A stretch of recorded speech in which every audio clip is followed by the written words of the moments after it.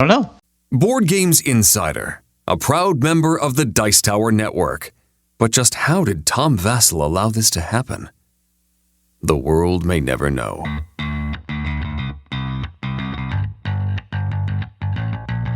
This is Board Games Insider, where publishers Ignacy Cevicek, president of Portal Games, and Stephen Bonacore, president of Stronghold Games, discuss the hobby board game industry from the inside, providing you with news, advice, and a look behind the curtain into both of their companies. Ladies and gentlemen, here are Ignacy and Stephen. Hello, Ignacy Cevicek, reigning Crokinole champion of Florida. He's still on that. And Stephen Bonacore from Stronghold Games and Indie Game Studios. This is episode 122, and we are recording on October 17th, 2019. Board Games Insider is a proud member of the Dice Tower Network, even if Tom Vassell is not proud of us. Ignacy, in just 3 days, did I count that right? 1, 2, in just 3 days, you and I are going to be sitting down and having dinner, right? In Poland. Yes, I cannot believe this time flies so fast, and I cannot believe Essen is so soon. I will be surprised seeing, I cannot believe Essen is really so close that you are here, almost in Europe. Very excited to see you in Poland, and Zev and Paul. I hope you will enjoy this time, and then hard work at Essen. That's right. So as everyone knows, I'm going to go over to Poland with Paul Inko, my lead developer, plus Zev Schlesinger of WizKids, who's just a great friend of mine. And we're going to have dinner with Ignacy and his wife Mary, and Chris from Rebel Games, and another friend of yours, I think, who's coming. And yes, we're going to go see some stuff. We're going to go see the salt mines in Krakow and things like that. So that'll be a little fun before the crazy hard work that is the show itself. Correct. We might as well talk about really what's happening besides the preparation for Essen. What's happening over in Portal Games right now? Hopefully my team is preparing for Essen. Hopefully. I'm not that much involved. I saw some pallets packed today. But basically, I think we are ready with all our releases for Essen. We are closing pre-orders this weekend. So when you're hearing these words, pre-orders are closed. And we are going to go with Pret-a-Porter and Empires of the North, Japanese Islands, and Noroshima Hex Sandrunners. And I see our games get some attention. I'm very happy to see many people discussing them on social media. So in terms of the Essen, I think operation is well prepared. But the thing that we are preparing in a rush, like crazy, like always, is a Kickstarter for Strong Undead. There is always not enough time for these Kickstarters. Like nobody who never did the Kickstarter will not believe how much work it is upfront with all these prototypes and assets and artwork, and you want to have it all as ready as possible, because when we start this Kickstarter, this is the moment to show the customers this is the game you want to have, this is the game you want to buy, so we need to do the best assets possible. But because this is a Kickstarter, the game is actually not ready, so it is mission impossible to present the best possible, but still it is not ready. So of course I'm frustrated. I would love to have this final board, this final artwork, but it is Kickstarter. We are just asking you to support us so we can finish the whole thing in upcoming months. So this is what's happening. I'm recording right now in my room here, and I have a Stronghold Undead prototype in front of me. Lots of stress, lots of excitement. Well, we will see. November 14th, I think, something like that. Yep. We start the Kickstarter, and I cannot wait to see what will happen. In terms of the Portal Games USA, Luke is of course very excited about the quarter number 4, the most important quarter in toys industry. Everybody's buying presents, and the board game is a great present, so it will be the first year for Luke like a full-time employee, full-time director of operations, so he's very excited. We prepared the splash with our friends at Envoy for Roll and Ride, Impressive Roll and Ride. It will be in some stores in America November 10th and 9. So this is Operation America, preparing for Christmas season and for the Black Friday, because this is a huge thing in America as far as I know. And if we can say something fun, because we always try to entertain you a little bit and share some news, I'm preparing to show to my partners at Essen these secret projects that I'm preparing and cooking for the next year. And because Ignacy is paranoid, like I'm struggling to not show them because I don't want anything, to be spoiled and presented before I do it on our keynote at Protalgon. So my team is Ignacy, these are our partners, they have to know what we are releasing next year. And I say, no, we cannot show them because they will spoil it and tease it.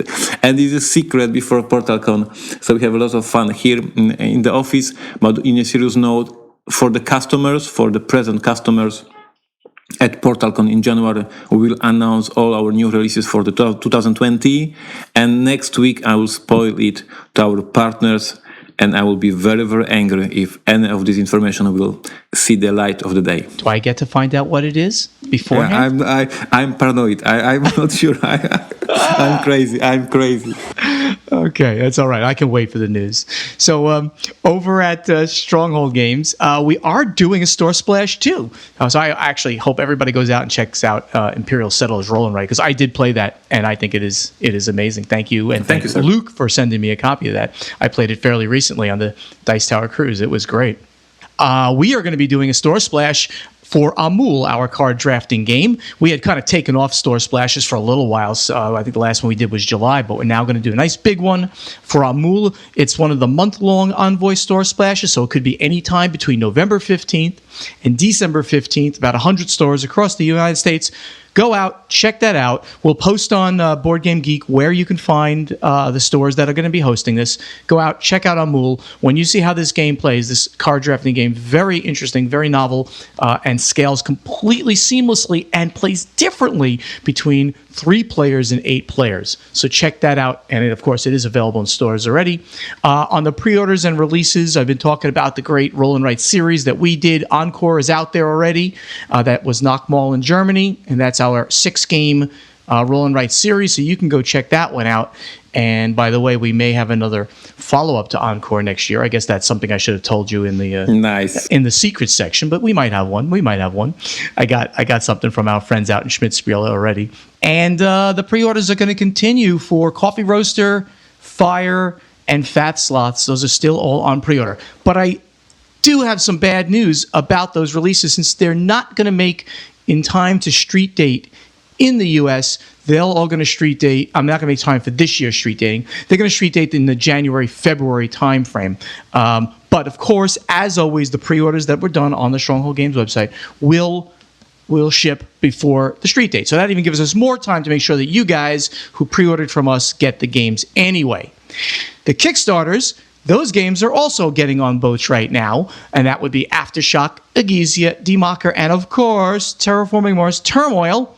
All of those are going to street date later in the year. Later in the beginning of next year.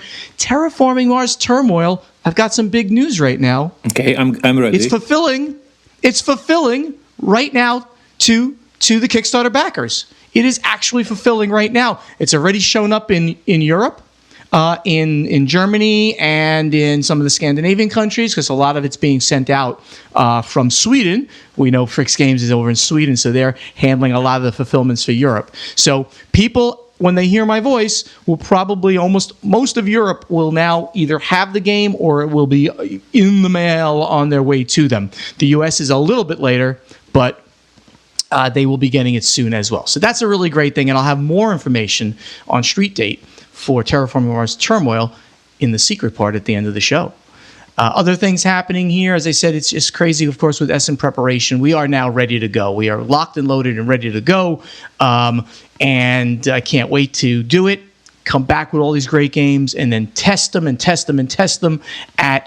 Metatopia, which is basically our next convention, actually, and it's in New Jersey, where we test many, many, many of these games. So hope to see people at Essen, then in New Jersey, my old friends at Metatopia, BGG Con, and PAX Unplugged, and that is the rounds out the year for us. And then we can breathe a little bit, hopefully enjoy some of the holidays, yes. Right? Yeah. Hopefully. Yeah. Oh, yes. All right, let's get right into the event deck. The event deck. Here's the latest news from the board game industry. So, first thing going on in the news of the game industry, sort of, It's kind of a weird one. And this is interesting because not a single news outlet, let's say not either ICV2, which we always talk about, or Tabletop Wire, which is an up-and-coming news site, independent news site. Neither of those have covered this. And I think that this is something that just needs to be mentioned and discussed. And it's a bit controversial. So let's talk about what's going on here. So Kickstarter has been accused of union busting and firing some workers who were trying to organize a union. So Ignacy, you have unions, I assume, right? Labor unions in Poland as well, right? Correct. They are obviously big in the United States too. Just this past week, the United Auto Workers Union had a strike against GM, and they've just come to a settlement. So that's an example of a very, very, very big, powerful union going against a very, very big, powerful company. But some workers inside of Kickstarter wanted to start a union, and it's been alleged that those workers were fired because of it. And let me get the news article that I found on an independent site, because I was trying to find an independent site for this, not a site that has a slant, which, quite a few news sites, real news sites do. So let me read. Taylor Moore, the company's head of comedy and podcast, tweeted that he and another employee were fired on Thursday. He's a person at Kickstarter, while tech design lead Clarissa Redwine was fired last week. All three were heavily involved in the formation of a Kickstarter union this year. Moore added, Kickstarter confirmed the employees were fired but denied it was because of their union activity. Moore tweeted that he had worked at the company for 6 years. He said that when Kickstarter fired him, they, quote, offered me no real reasons but 1 month's severance for signing an NDA, which is a non-disclosure agreement. Quote, I will not be signing it. The union busting campaign that Kickstarter management is engaging in is illegal and wrong, he added. It is an unforgivable abandonment of the values of an organization that I have loved and served with my whole heart. Redwine also tweeted at the company saying, I will not be signing your termination agreement containing a non-disparagement clause. You can keep my severance. So he did not accept the severance. In a statement to the BBC, Kickstarter said Mr. Moore and Ms. Redwine were fired for performance reasons and not because of their union organizing. The third employee's role was eliminated from the company. So there were 3 employees in total. Quote, we expect all employees, including organizers, to be able to perform their role and set up their teams and colleagues for success, said the company. Obviously, we knew how these terminations could be perceived, but it would be unfair to not hold these people to the same standards as the rest of the staff simply because they are union organizers. So, this is obviously being perceived by some that the terminations were due to their union organizing acts. However, and there have been gamers out there, so people not associated, having no knowledge of the situation whatsoever, who are clamoring for people to boycott Kickstarter because of this. The employees themselves, the employees that were fired, the ex-employees, are not calling for this. There are no other employees that are related to the boycott, to the termination, or to the union issues that are asking for any boycotts or anything like that. So my opinion, and this is going to be an opinion piece at this point, my opinion is that everybody needs to take a deep breath and get all the facts out before people start going, with pitchforks and torches to burn down an organization. Maybe they did try to do this, but bust a union trying to organize, or maybe this is simply people being fired because of cause. So all of the information needs to be put on the table before people decide, let's do this thing. So I was very appalled by the immediate look at this as obviously Kickstarter is a bad place. I don't know. Kickstarter is a company that needs to review employees and needs to set them to standards. That's what they've said. If other things happen that come out, other information comes out, then we can take other steps to determine if they're a place that we want to do business with. Ignacy, any opinions on all this? Exactly as you said, we have to be very delicate because we don't know all the facts. We only know what we found out, but of course we don't know all the facts. The most important for me is that the employees who were fired don't ask for support. Like they don't say, "Hey, we got fired because we wanted to make a union. Please ban Kickstarter, etc., etc., etc." So it's hard for me to believe that somebody was fired because he wanted to start union. So it sounds like something went viral and people start talking. But of course, we don't know facts. I don't know if you saw it. I saw when the whole news started, the Restoration Games made a press release as a company about, because it was exactly as you mentioned. At some point, all the gamers, like of course air quotes, all the gamers, but there were so many gamers who were bashing on Kickstarter. I will never use Kickstarter. Kickstarter sucks, etc., etc. Because we all these days get very crazy immediately. Right. The fire immediately starts on social media. So Restoration Games, who is company who is using Kickstarter, sent a press release that they will continue to support Kickstarter. They will continue to use Kickstarter. They support the people who were fired, but there is no information that there was any problems regarding this union thing, etc., etc. So for some companies, it was important to at least announce their point of view and how they perceive this information. I find it very interesting. And the whole union thing, it is very difficult because it is a conflict. On one hand, you and me, we are entrepreneurs, so we want to protect our company, and of course we respect the rights of the employees. Employees want to grow the company but want to have their rights be protected, and this is always like all of people involved want good, but everybody wants a little bit for themselves, and then there are some conflicts, and that's why we all need to cooperate and negotiate and talk. I had this very interesting, from my point of view, situation when I got the employee in Germany, and there are a little bit different laws for hiring people in Germany than in Poland. So I got used to some of the practices, some of the situations. In Germany they were different, and that fact was very surprising for me. And there was a conflict between between me and my employee, and there was no guilt on my side or his side. It was just he was used to his rights. I was used to rights in Poland, and there was a conflict, and I had to learn things, and he had to learn how we operate. So it is always very, very difficult. And the main message, as you just said, let everybody work out all the things and don't start the fire and don't fire Kickstarter. It's a little bit too early. Yeah, I mean, and just it's an overall thing. I mean, there's so much, negativity out there in social media, and social media is essentially the best and worst thing that has ever happened to the little guy. Right? Every person in the world, can have a voice because you put out a tweet and it goes out to everybody that sees it and that you want to see it and that follow you. But, we need to moderate this voice. So you can get outraged, but let's get outraged with some basis of fact behind it. We need to get all the facts, and then we can act either as a company or as an industry or whatever the case may be. So this is a wait and see. We'll see what happens. If Kickstarter does unionize, it would be the first technology company ever to do so. Technology companies usually don't. It's not that they're not the kind of companies that do, but let's see how it plays out in general, and then we can all make a judgment on what we need to do.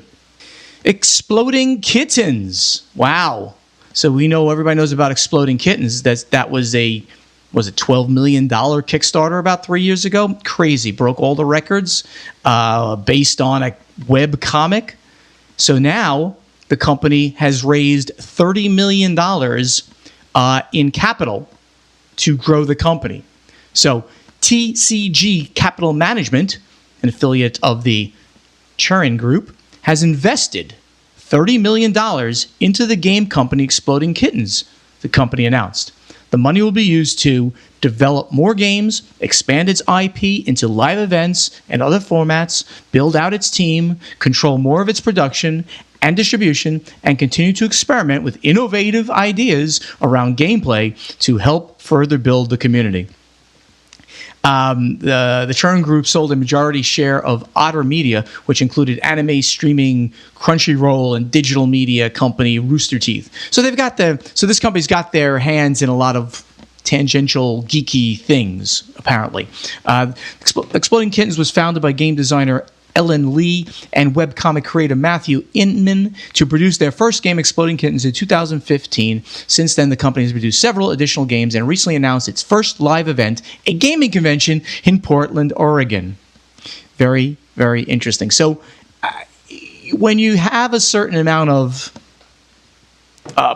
popularity and the inroads made into the market, people are going to start beating down their door to throw more money at you to see if they can grow. Frankly, can Exploding Kittens grow much bigger than it is right now? Can they make bigger IPs around it?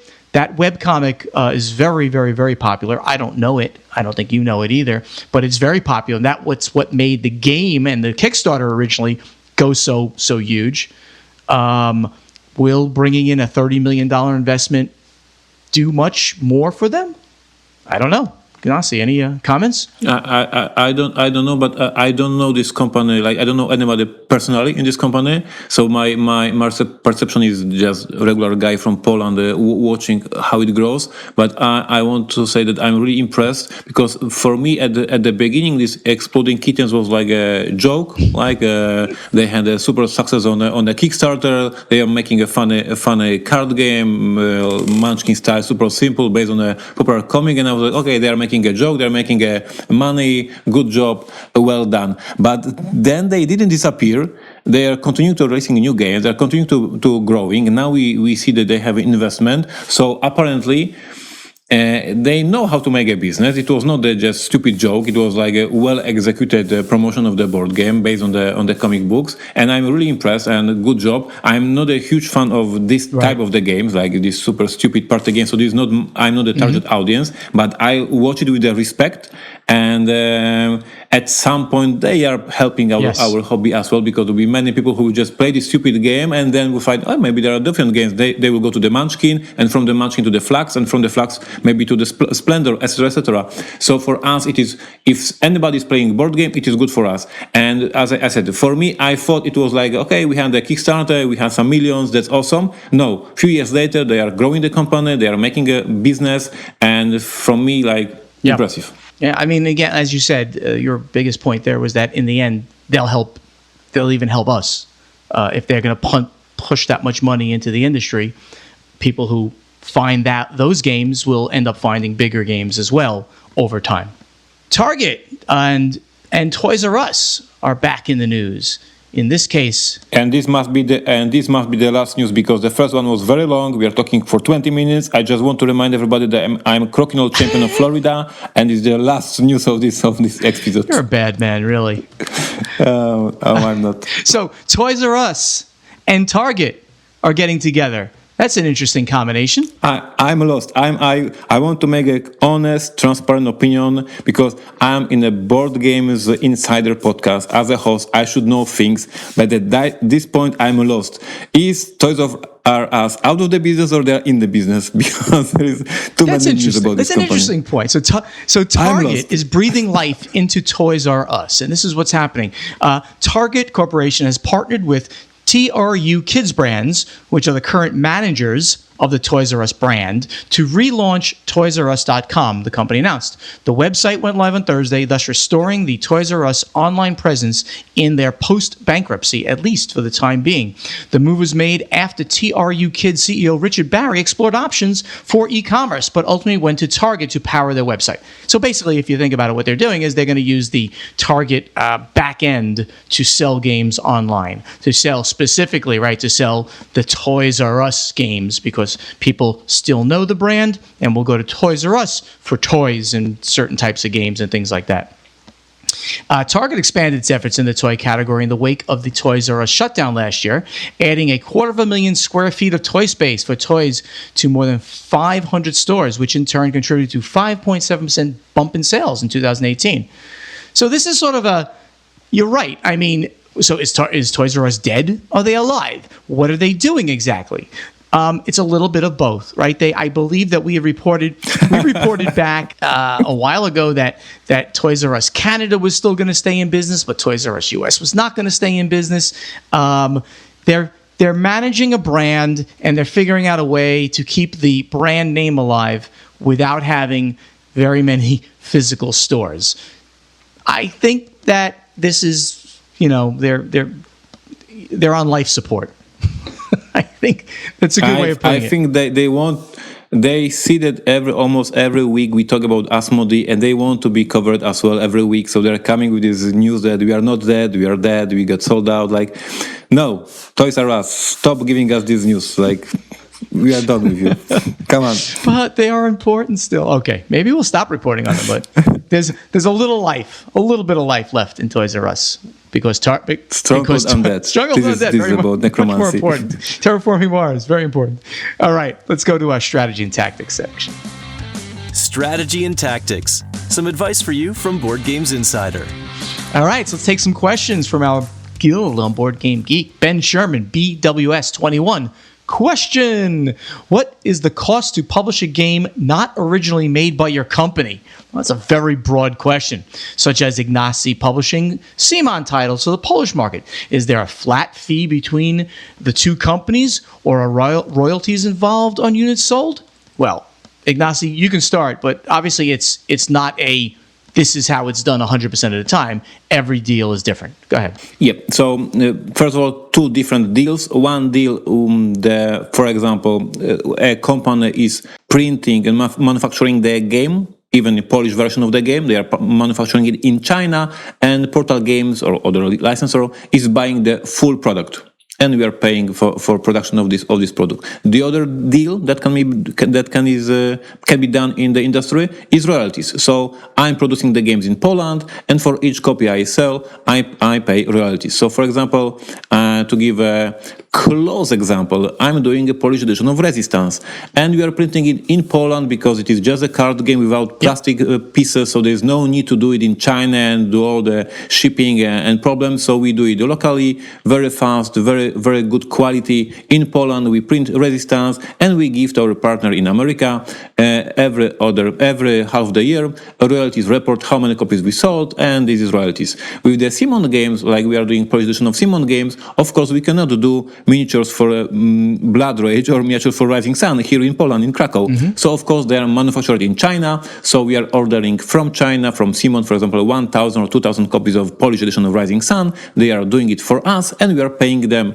the cost of the production, and of course there is additional margin, so Simon earns some money. So there are these two basic deals in the industry, and then of course based on the numbers we are producing, for example 1,000 copies or 2,000 copies or 3,000 copies, we get a different price. So here Ben is asking about the cost. Of course this cost differs. Yeah. On the numbers, if I do only a small reprint of Blood Rage, 1,000 copies, the price is at this level. If I tell Simon, hey, I believe in Blood Rage, I will do 5,000 copies of the Blood Rage, Simon will give me a better price. That's obvious because I'm investing in this title. They can do a better print run, bigger print run, so the price is better for everybody involved.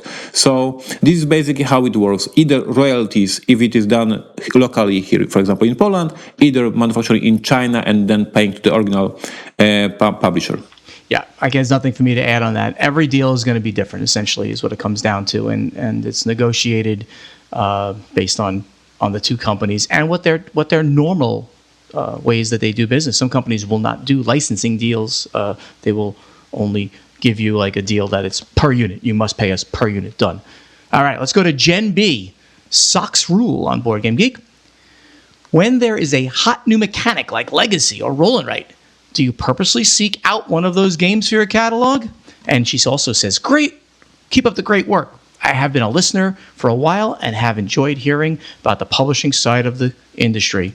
So Jen, the answer to your question is yes. Yes, we definitely do. I mean, we have to follow the hot trends as well as be the custodians of the past worker placement and card drafting and things that have been around for a while. So yeah, from the moment that I saw Legacy and loved Legacy, I was like, I got to get a Legacy game. I got to do one. I have not done a true legacy game yet. But we did one over at the indie boards and cards side. Aeon's End Legacy is amazing. And Roll and Write too. Immediately seeing that, it was like something that I wanted to get into big because they're just so much fun. Nasi, you follow the trends and try to get those things in the catalog? For me is of course the same, a little bit different because I'm a designer, so I have to see this trend a little bit earlier, and sometimes I'm doing it right. So first Martians was in the year of the Mars, and it was a right moment to release the first Martian game, even though there was a problem with the game. Detective, perfect timing. Everybody was talking about the detective games, and I had my detective.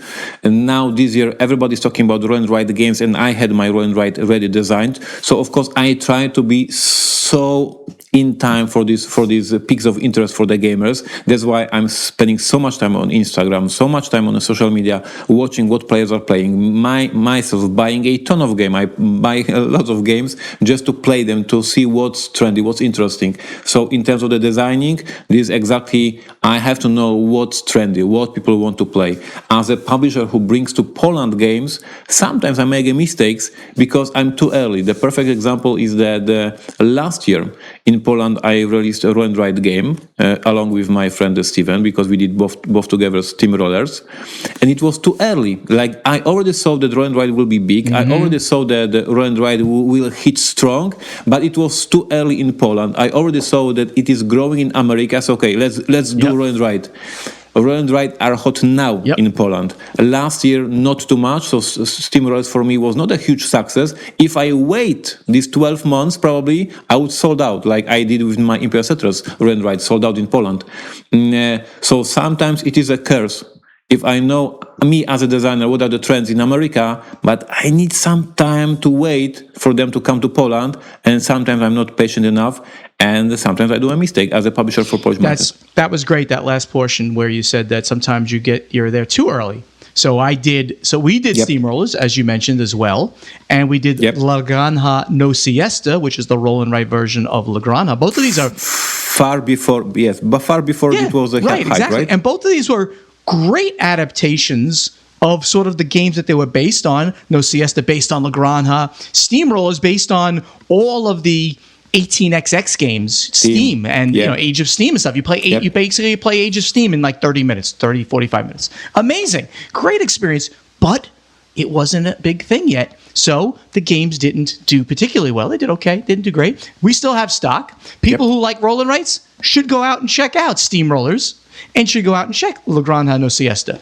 Because if they want something that is themed as well as the roll and write mechanic, these are great games, right? These games have good theme in them as Imperial Settlers roll and write, with that mechanic that people are loving, that are just abstract in most of the games that have come out after that. The modern, the new ones are very abstract for the most part. Yep. So Russell Wheeler, who's Wheeler Us on Board Game Geek, he says, I have a question to shamelessly enter the contest. But by the way, Russell and everybody else listening, why don't you put in questions on our Board Game Geek Guild when we're not doing contests? It's important. We need questions from you. So keep giving us questions out there. And he asks, you often talk about the size of publishers, but how do you guys know that they're bigger? To me, as a game buyer, I have no idea who is bigger out of the pair of you, or between you and Pandasaurus, or AEG, or Tasty Minstrel, Greater Than Games. Do you base it on sales, or number of titles out there, number of employees, etc.? And I wonder how you know all these pieces of info, as I'd assume they weren't exactly public knowledge. Well, that last statement is, of course, correct, except for Simon. It's a public company. We know exactly what their sales are.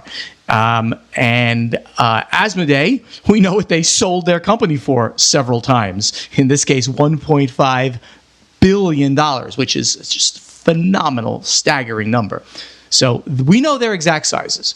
And I call them the number one and then the number two sized hobby board game companies in the industry.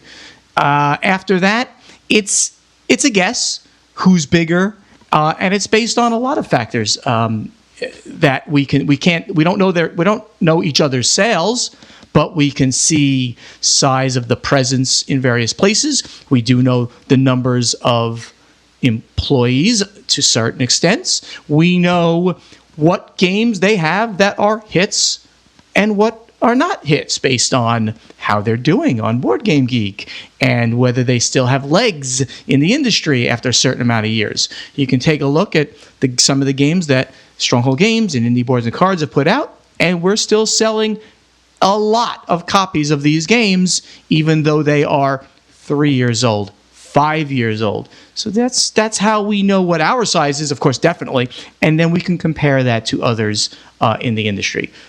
Ignacy, anything else to add to that? Yeah, I mean, there is so much open information that if you would like, you can investigate and find information. Board Game Geek is a huge database, and just if you look at how many copies of your game players put as owned, so I know how many games I sold, I know how many players put that they own the game, and then I can look how many players own Terraforming Mars, and then I can try a guess how many copies of Terraforming Mars Steven sold. So basically, there are, of course, some ways to get some data if I have too much time and if I want to investigate databases. And I guess that players who have some time can do some investigation and give us on our guild information who is the biggest, we or Pandarsaurus. But of course, there is, as Steven said, on one hand, conventions, on one hand, some gossip, some information. Of course, we talk with distributors, we know some of the information. There's lots of floating information. None of this is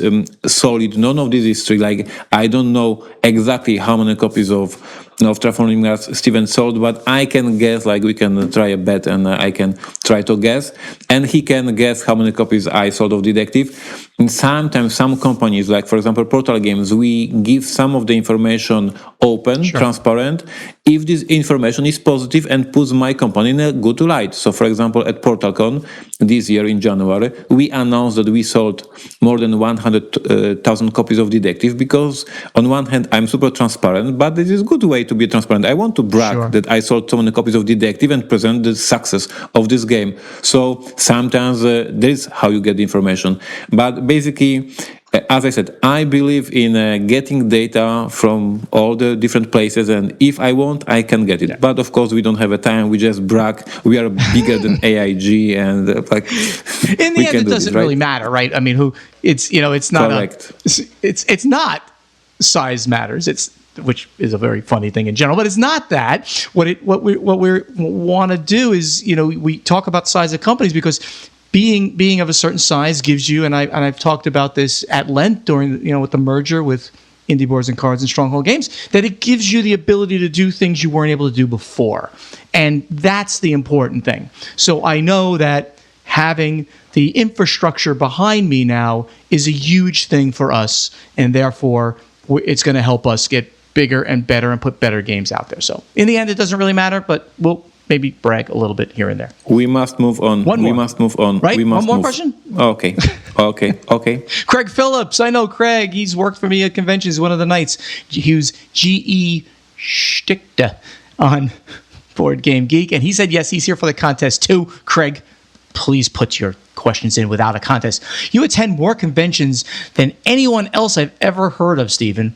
What, to you, makes a convention really stand out? The draw of big conventions is obvious, but what about the mid-sized conventions like Geekway to the West? What makes a good convention experience for you? Well, I think you hit it on the head. Really, for me, it's not about the money that you can make at a Gen Con or an Essen. Sure, that's great. But what makes a good convention experience is the high touch for me with gamers, the ability to just simply not go crazy, but to enjoy myself both during the convention hall section, but then in the evenings without losing my mind. So Geekway to the West is a great example of a fantastic mid-sized convention. They're around 3,500 now.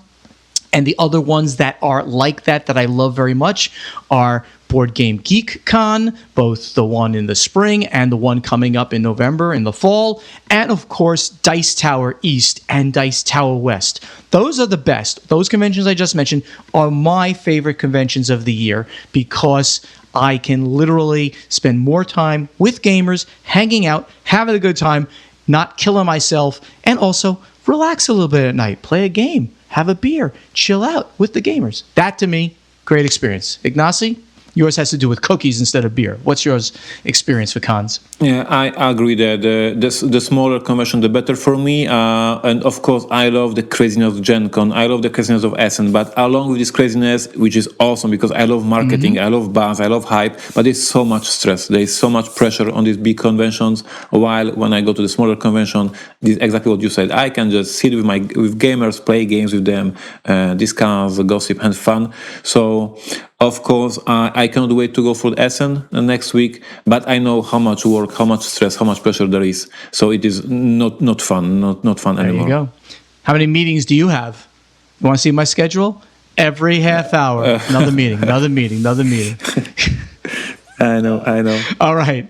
Let's get to our mini segment, the We Question You. We have a now name of the segment, and our guild became super active. Really? Thanks for that. Yes. Oh my God, there's so many answers for this segment. We have our all-time fun Chris Schreiber back live. All right, Chris. Giving feedback, and yes, Chris is back, and he gave this idea for the name of the segment, play testing. So now we are play testing. We are checking the situation with you, with our fans, and we are asking you questions. We need your feedback.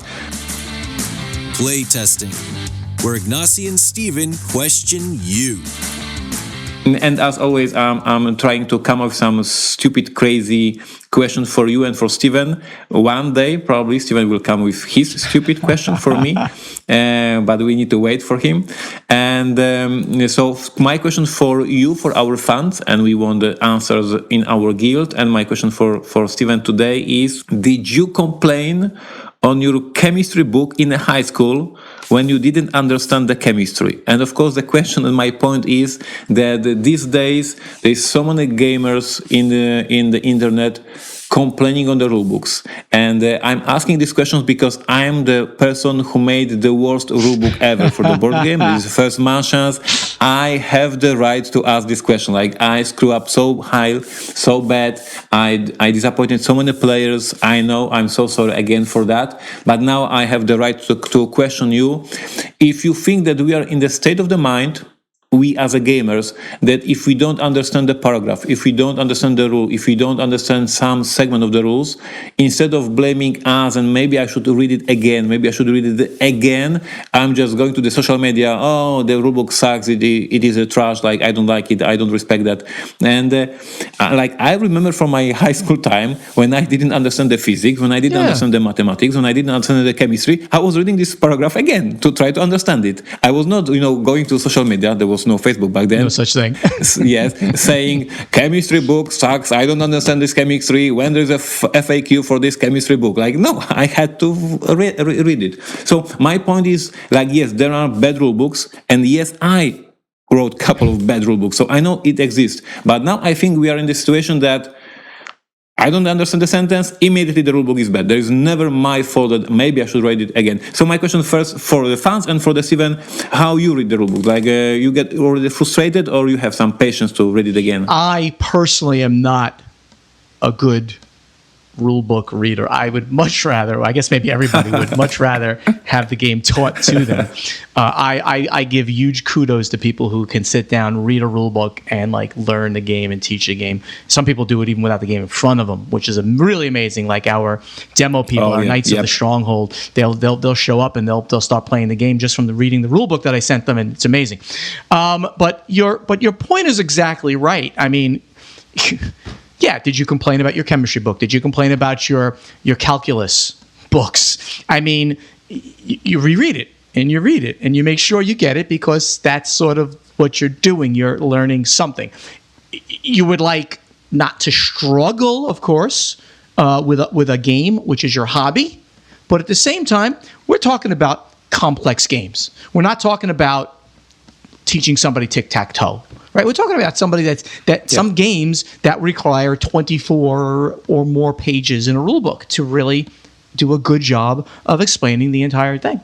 So, yeah, I'd like to hear what everybody else wants to say about this. Are we being fair? And we saying, hey, don't go out and complain. Maybe just give it a little time. Read it a little bit more before you you trash it on social media. Yep. Should I tell Ray Greenlee to give us another segment now? Like the feedback on the Board Game Geek Guild is very positive. Like there was so many posts. Yeah. I'm so happy.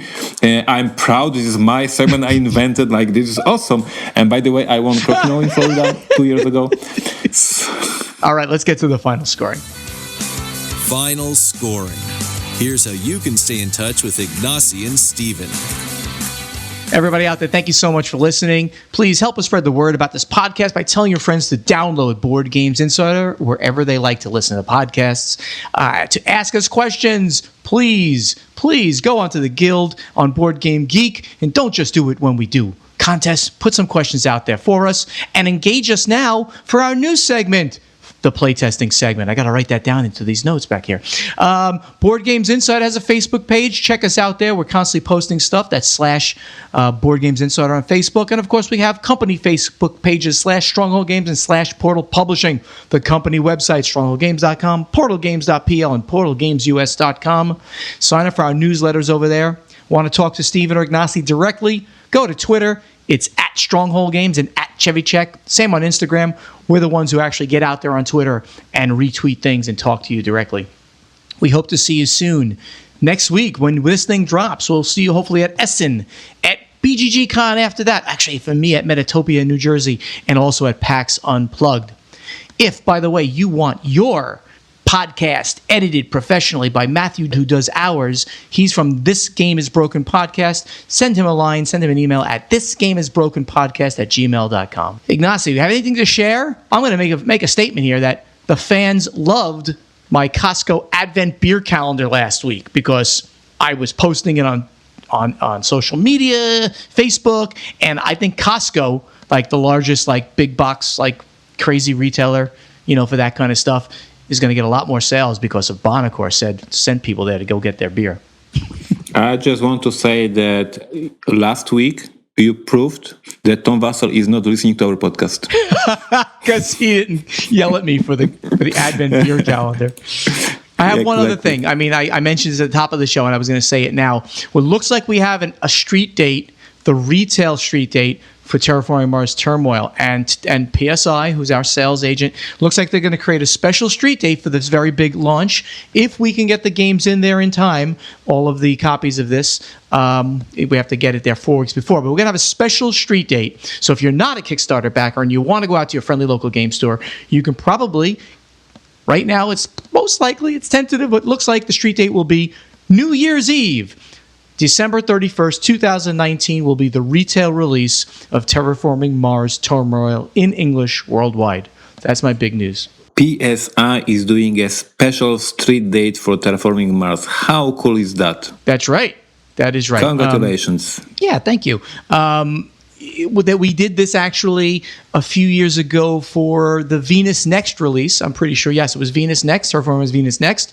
So when we realized we were going to be too late to hit any of the normal release dates at the end of the year, we went back. We said, we're going to have it now. Do we want to try to release it?